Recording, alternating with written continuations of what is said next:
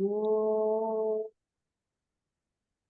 श्री परमात्मने नमः। ॐ श्री गुरुभ्यो नमः। अथ श्रीमद्भगवद्गीता अथ प्रथमोऽध्यायः अर्जुन विषादयोगः। धृतराष्ट्र उवाच धर्मक्षेत्रे कुरुक्षेत्रे समवेतायुयुत्सवः मामकाः पाण्डवाश्चैव किमकुर्वत सञ्जय। सञ्जय उवाच दृष्ट्वा तु पाण्डवानीकम् रूढं दुर्योधनस्तदा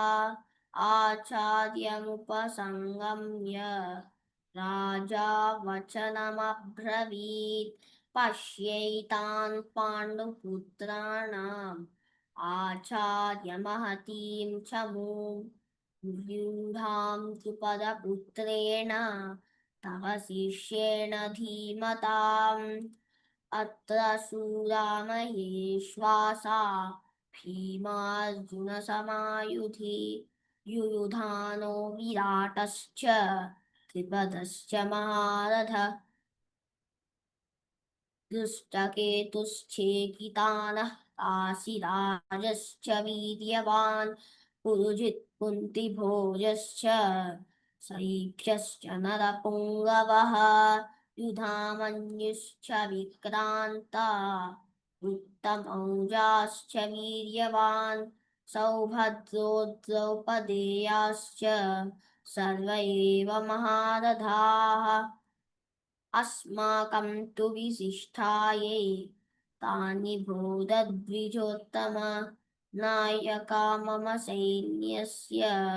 सन्न्यासं तान् ब्रवीमि ते भवान् भीष्मश्च कर्णश्च विपश्च समितिञ्जयः अश्वत्थामा विकर्णश्च सौमदत्तिस्तथैव च अन्ये च बहवः शूरा मदर्थे त्यक्तजीविताः नानाशस्त्रप्रहरणाः सर्वे युद्धविशारदाः अस्माकं तु विशिष्टायै तानि भूतद्वा अपर्याप्तं तदस्माकं बलं भीष्माभिरक्षितम् पर्याप्तं त्विदमेतेषां बलं भीमाभिरक्षितम् अयनेषु च सर्वेषु यदा भागमवस्थिताः भीष्ममेवाभिरक्षन्तु भवन्तः सर्व एव हि तस्य सञ्जनयन् हर्षं पुरुवृद्धः पितामहः सिंहनादं विनज्योच्छ्वै शङ्खं दद्मो प्रतापवान् ततः शङ्खाश्च भैर्यश्च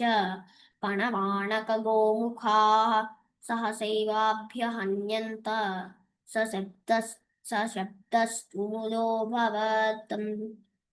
ततः श्वेतेथे युक्ते महतिश्चन्दने स्थितौ माधवः पाण्डवाश्चैव दिव्यौ शङ्खौ प्रदद्मतुः पाञ्चजन्यं हृषीकेशो देवदत्तं धनञ्जयः पौण्ड्रं दद्मौ महाशङ्खं भीमकर्मा वृकोदरः अनन्तविजयं राजा कुन्तीपुत्रो युधिष्ठिरः नकुलः सहदेवश्च सुघोषमणिपुष्पकौ काश्यश्च परमेश्वासः शिखण्डी च महारथः धृष्टद्युम्नो विराटश्च सात्यकीश्चापराजितः द्रुपदो द्रौपदेयाश्च सर्वशः पृथिवीपते सौभद्रश्च महाबाहुः सिंहान् दद्मौ पृथक् पृथक् सघोषो दातराष्ट्राणां हृदयानि व्यधारयत् नभश्च पृथिवीं चैव तुमुलोऽभ्यनुनादयन् यतः व्यवस्थितान् दृष्ट्वा दातराष्ट्रान् कपिध्वजः प्रवृत्ते शस्त्रसम्पाते धनुरुद्यम्य पाण्डवः ऋषिकेशं तदावाक्य विदमाह महीपते सेनयोरुभयोर्मध्ये रथं स्थापयमेच्युता यावदेतान्निरीक्षेऽहं योद्धुकामानवस्थितान् कैर्मया सह योद्धव्यन् अस्मिन् रणसमुद्यमे योत्स्यमानानवेक्षेऽहं य एतेऽत्र समागताः धातराष्ट्रस्य दुर्बुद्धेर्युद्धेऽत्यचिकीर्षवः सञ्जय उवाच एवमुक्तो ऋषिकेशो गुडाकेशेन भारत सेनयोरुभयोर्मध्ये स्थापयित्वा ततोत्तमं भीष्मद्रोणप्रमुखतः सर्वेषां च महीक्षितान् उवाच पार्थ पश्येतान् समवेतान् कुरूनितीम् तापस्य स्थितान् पार्थः पितॄनथ पितामहान् आचार्यान् मातुलान् भ्रातॄन् पुत्रान् पौत्रान् सखींस्तथा श्वशुरान् सुहृदैत्सेव सेनयोरुभयोरपि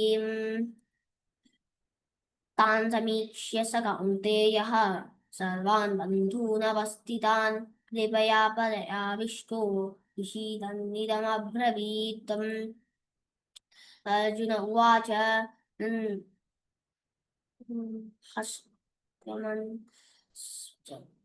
हस्त्वेमं स्वजनं कृष्णं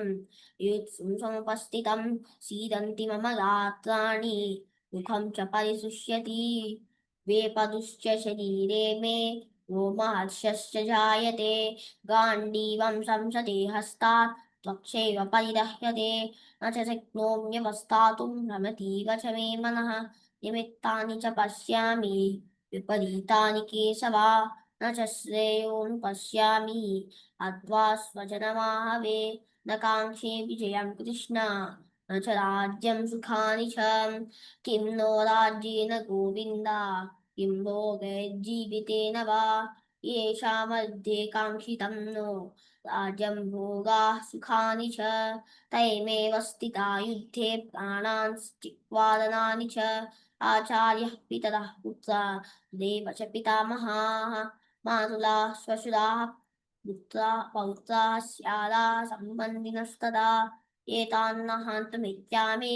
नतोऽपि मधुसूदन अपि त्रैलोक्यराज्यस्य हेतोः किं नु मही कृते निहत्य धातराष्ट्रान्नः पापीति स्याजनार्दन पापमेवाश्रयेदस्मान् हत्वैतानाततायिनः तस्मान्नाथा वयं हन्तुं धातराष्ट्रान् स्वबान्धवान् स्वजनं हि कथं हत्वा सुखिनः स्याम माधव यद्यप्येतेन पश्यन्ति लोभोपहतचेतसः कुलक्षये कृतं दोषं पितृद्रोहे च पातकम् कथं न ज्ञेयमस्माभिः पापादस्मान्निवर्तितुं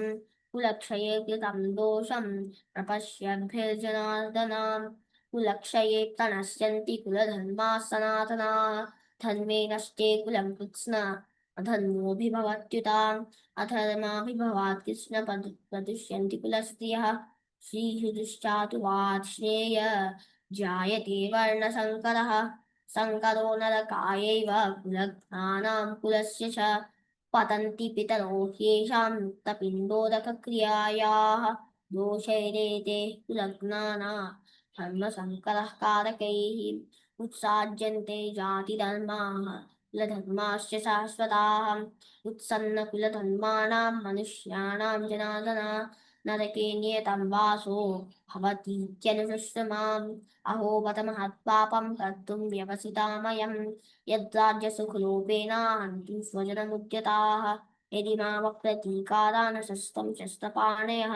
धातराष्ट्रारणे हन्यस्तन्मे क्षेमतरं भवेत् धनञ्जय उवाच एवमुक्त्वार्जुनः सङ्ख्ये धूपस्थौपाविशत् विसृज्य शतं चापं सोपसंविघ्नमानसः इति